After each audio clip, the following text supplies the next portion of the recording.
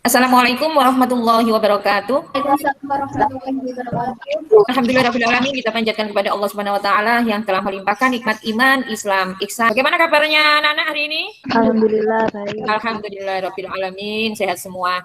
Anak-anakku yang Ibu sayangi, hari ini sebelum pembelajaran marilah kita berdoa terlebih dahulu.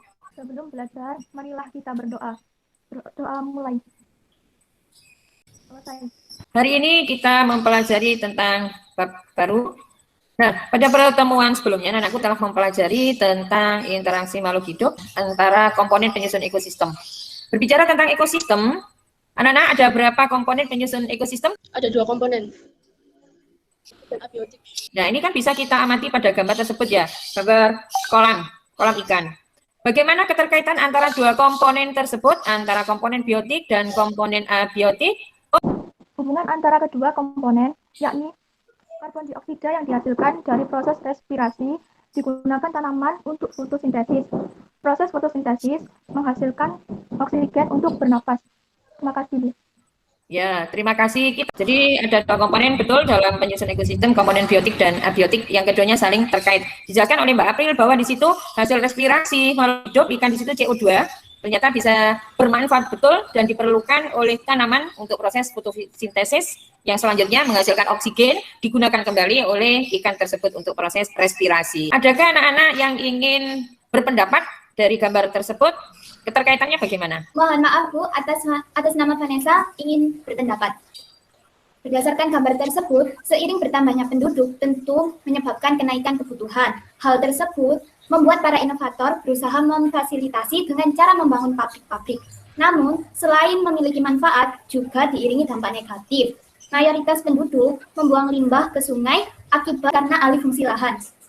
Yang mana hal tersebut menyebabkan menurunnya kualitas lingkungan. Terus sekali jawaban teman-teman kalian. Ya, hari ini kita akan belajar banyak tentang pencemaran lingkungan. Tujuan pembelajaran kali ini yaitu bisa terbaca pada slide, nantinya anak-anak bisa menjelaskan pengertian pencemaran lingkungan, pengertian polutan, dan sampai dengan menganalisis faktor penyebab, dampak, dan cara menanggulangi pencemaran air. Manfaatnya apa kita belajar tentang pencemaran lingkungan? Manfaatnya agar kita bisa senantiasa menjaga kelestarian lingkungan, agar kualitas lingkungan terus meningkat dan manusianya tetap sehat. Dari LKPD 1 terlebih dahulu. Coba kalian cermati, masalah apa yang timbul di situ dari kedua gambar? Ya. Mengapa pada gambar 1 ada orang berenang, sedangkan pada gambar 2 tidak ada orang berenang? Ada apa? Airnya apakah berbeda? Nah, itu adalah masalah pada LKPD 1. Ya, LKPD 2, tolong dilihat anak-anak. Di situ kita menyelidiki tentang pencemaran air. Masalah yang muncul dari kegiatan itu apa? Bagaimana menyelidiki pencemaran air? Berikutnya pada LKPD 3, itu ada artikelnya tentang pencemaran air. Sungai di Pulau Jawa itu sedang sakit. Nah, masalah apa yang muncul pada LKPD 3, Nana? LKPD 3 yaitu faktor penyebab, dampak, dan cara mengatasi pencemaran air. Iya, itu perlu ya, itu masalah ya. Mengapa sungai di Jawa itu sakit? Kita harus bisa menganalisis faktor penyebabnya, ya kan? Kemudian bagaimana cara mengatasi pencemaran air tersebut, ya. Jadi ada 3 masalah yang harus kita selesaikan. Kalau diperhatikan LKPD 1, LKPD 2, dan LKPD 3 itu bisa dikerjakan dengan menggunakan aplikasi Zambot. Kan Ibu share aplikasi Zambotnya? Setiap anak berkewajiban untuk menyelesaikan tanggung jawabnya, kemudian dikoordinir dalam kelompok. Kita berbagi Zambot. Tolong anak-anakku bekerja diskusi di aplikasi Zambot. Ibu akan memantau, membimbing kerja kalian. Untuk menyelesaikan masalah ini, anak-anak bisa mencari informasi yang akurat dari buku referensi lain yang relevan. Kalau ada ditanyakan, silakan. Pada LKPD 2, nomor 1, terdapat 2 gambar yang memiliki beberapa perbedaan. Pada gambar 1, warna air jernih, air tidak berbau, terdapat sampah organik seperti dedaunan, kualitas air tetap bersih. Gambar kedua memiliki perbedaan, warna air keruh, air berbau, terdapat sampah anorganik seperti plastik, serta kualitas air tercemar. Dari Kedua gambar tersebut dapat disimpulkan. Gambar 1 merupakan sungai yang masih belum tercemar. Hal ini dapat dilihat dari warna air yang jernih, sampah organik seperti dedaunan kering sehingga dapat diuraikan secara alami. Gambar 2 merupakan sungai yang telah tercemar. Hal ini dapat dilihat dari warna air yang keruh, sampah anorganik seperti plastik sehingga membutuhkan waktu yang lama atau sulit untuk diuraikan. Zat atau energi yang dapat menurunkan atau merusak kualitas lingkungan tersebut. Nomor 3, jelaskan yang dimaksud pencemaran air. Pencemaran air ialah proses masuknya makhluk hidup, zat ataupun dapat merusak kualitas air. Biasanya ditandai dengan perubahan warna, perubahan keasaman, dan bau. Terima kasih. Pada nomor 2 dan 3 terdapat kata energi. Bisakah dijelaskan apa maksud dari kata tersebut? Energi yang dimaksud adalah adanya perubahan kimia yang menyebabkan terganggunya kualitas dan air. Tentang mengikuti pencemaran air. Ada pengamatan yaitu kode A. Sebelumnya yaitu berbau amis dan berwarna kehijauan. Sesudahnya berbau amis dan berbau kunyit berwarna kuning kehijauan. C. Kunyit juga disebut dengan air kunyit. Sebelumnya berbau dan tidak berwarna atau jernih. Sesudahnya berbau kuning dan berwarna kuning. Dan air selokan. Sebelumnya yaitu berbau busuk dan berwarna keabu-abuan. Sesudahnya berbau busuk atau tidak enak dan berwarna kuning keabu-abuan. Senjata yaitu 1. Air sungai baunya tidak sedap. Warna terjadi perubahan pH yang ditandai dengan perubahan warna kunyit menjadi warna oranye. Dan 2. Air sumur tidak berbau. Tidak terjadi perubahan pH dan tetap menjadi warna kuning. 3. Air selokan baunya tidak sedap. Warna terjadi perubahan pH yang ditandai dengan perubahan warna kunyit menjadi warna kuning ke abu-abuan. Kesimpulannya yaitu air yang tercemar adalah air selokan dan air sungai. Kenapa pada air sumur tidak terjadi perubahan warna pada kunyit? Karena kita masih tergolong air kunyit atau bersih. Tidak baik air untuk mengalami pencemaran. Pada LKPD 3 terdapat artikel. Hal yang harus dilakukan adalah menganalisis faktor penyebab pencemaran air, dampaknya bagi ekosistem dan lingkungan serta upaya penanggulangannya. Faktor penyebab disebabkan dari limbah cair dan padat industri. Limbah tersebut cenderung mengandung zat berbahaya, biasanya berasal dari pabrik tekstil. Kedua, limbah rumah tangga. Ketiga, limbah plastik yang dibuang di sembarangan tempat. Dampaknya yaitu 1. Menimbulkan penurunan spesies ikan di sungai. 2.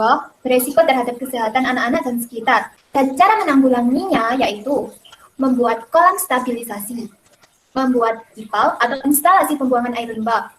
Keempat, melakukan gerakan 3R, yaitu repair, perbaikan, reuse, penggunaan ulang, reduce, mengurangi, serta recycle, mendaur ulang. Kelima, yaitu pemerintah diharapkan menindak tegas pelaku pembuang sampah di sungai.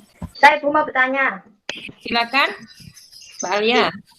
apakah ada limbah lain yang mempengaruhi selain limbah industri dan rumah tangga? Ada, yaitu limbah pertanian. Disebut bahwa penggunaan pupuk kimia yang berlebihan juga dapat mempengaruhi pencemaran lingkungan, seperti terjadinya eutrofikasi atau meningkatnya pertumbuhan eceng gondok secara besar-besaran sehingga ekosistem di sungai terganggu. Kita simpulkan bersama untuk LKPD 1. Silakan yang berkenan menyampaikan kesimpulannya. Berdasarkan LKPD 1, disimpulkan bahwa pencemaran merupakan masuknya makhluk itu zat atau energi yang dapat menurun atau merusak kualitas lingkungan. Pencemaran juga terbagi menjadi 3 macam. Yang pertama pencemaran air, pencemaran tanah, dan pencemaran udara. Jadi konsep pencemaran lingkungan di situ masuk. Pencemaran lingkungan adalah proses masuknya makhluk hidup, zat atau energi yang dapat menurun atau merusak kualitas lingkungan. Ya, ada 3 macam pencemaran tadi disampaikan Mbak Vanessa: pencemaran air, udara, dan tanah. Berdasarkan data pengamatan, Ya, air yang tercemar adalah air sungai yang terjadi perubahan warna dan bau, dan air selokan. Sementara air sumur masih lestari sehingga masih dapat dikonsumsi. Faktor penyebabnya yaitu limbah cair industri dan rumah tangga, pembuangan limbah pabrik langsung ke dalam sungai, sampah plastik motor. Dampaknya, limbah cair berdampak langsung dan tidak langsung terhadap kepunahan ikan di air tawar. Kualitas air terus menurun sehingga mengakibatkan kepunahan beberapa ikan. Mencemari udara dengan mikroplastik yang meningkatkan risiko kesehatan bagi anak-anak di lingkungan sekitar. Dan cara menanggulanginya yaitu semua pabrik harus membuat atau menerapkan instalasi pembuangan air limbah atau IPAL, mengelola limbah yang akan dibuang dengan bijak sehingga tidak terpengaruh terhadap ekosistem yang ada di sungai. Dengan kata pemerintah untuk dilarang untuk memperbanyak penggunaan sampah plastik serta mempraktekkan 3R yaitu reuse, reduce, dan recycle. Setelah kalian mengalami pembelajaran, belajar bersama dengan teman-teman dan Bu Utami, tolong tuliskan pengalaman anak-anak, hasil pembelajaran hari ini yang kalian dapatkan apa, kemudian perasaannya bagaimana hari ini. Silakan masuk ke menti.com.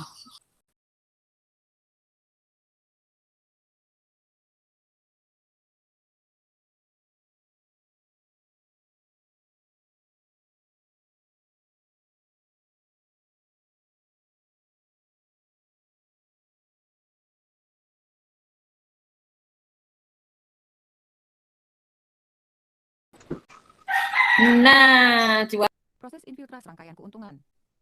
Intensif dibersihkan sebelum dialirkan kembali ke tempat penampungan air tanah lewat 2 terowongan ini. Tempat pengolahan air yang berlokasi di selatan Frankfurt ini adalah satu-satunya di Jerman dan ditujukan untuk mengolah air sungai. Proses infiltrasi di tang-tang ini memakan waktu dan punya serangkaian keuntungan. Sejak dulu di Jerman, air di permukaan tanah tidak digunakan untuk air minum, terutama karena potensi bencana bisa terjadi di Rhine tidak bisa disangka lagi. Jadi kami tidak bisa menjamin pemasukan terus-menerus dan juga ada alasan higienis. Proses infiltrasi menyaring bakteri dan air. Jadi mengurangi jika tidak menghilangkan sepenuhnya risiko kontaminasi. Di musim panas, air di Sungai Rhine bisa sampai 28 derajat. Infiltrasi menjamin keseimbangan suhu. Jadi prioritas utama adalah menjaga level air tanah, menjamin terkumpulnya air bersih walaupun kekeringan berlangsung lama. 43 kubik meter air per tahun diproses di sini di fasilitas pengolahan utama di Biebesheim. Proses ini ditangani dan dimonitor di pusat pengawasan. Harus diingat bahwa solusi ini hanya bisa tercapai karena kondisi geologis di kawasan. Di sini kita punya akuifer alamiah yang sangat besar. Itu tidak bisa ditemukan di semua tempat. Misalnya di seluruh bagian timur Jerman, di sana tidak ada akuifer alamiah. Jadi, air di Sungai Rhine mengalir ke tempat penampungan dan dimurnikan menggunakan proses yang dikembangkan secara spesial. Setelah air secara mekanis dibersihkan dengan pompa air, langkah selanjutnya adalah flokulasi. Ini proses pemurnian secara kimiawi. Agen penjernih ditambahkan ke air sehingga terbentuklah gumpalan atau flok yang bisa larut. Dari bentuk yang bisa larut dijadikan sedimen yang tidak bisa larut dan mengambang di permukaan. Langkah berikutnya adalah menyaring air. Fasilitas ini dibuat 30 tahun lalu. Ketika itu fasilitas seperti ini termasuk canggih. Sekarang fasilitas diperluas untuk bisa mengimbangi semakin terkontaminasinya air Sungai Rhine. Di laboratorium ini air diuji kadar bakterinya, juga metal berat dan pestisida. Di Jerman, air minum dan air irigasi harus mencapai standar kualitas tertentu yang didasari parameter mikrobiologis yang spesifik. Melihat adanya demikian video inovasi untuk pengolahan pencemaran air. Semoga memotivasi anak-anakku berinovasi lebih tinggi lagi dalam menangani pencemaran air yang ada di Indonesia. Untuk tugas berikutnya, Nana, silakan untuk melakukan observasi di lingkungannya masing-masing. Pencemaran air yang terjadi, kemudian dampaknya apa, dan kemudian cara penanggulangannya. Jadi kalian menuliskan gagasannya apa dalam menanggulangi pencemaran air yang ada di lingkungannya masing-masing, presentasikan dalam bentuk video, kirim ke YouTube. Oke, salam melestarikan lingkungan. Mohon maaf kalau ada salah kata anakku. Ihdinas siratal mustaqim. Assalamualaikum warahmatullahi wabarakatuh. Waalaikumsalam.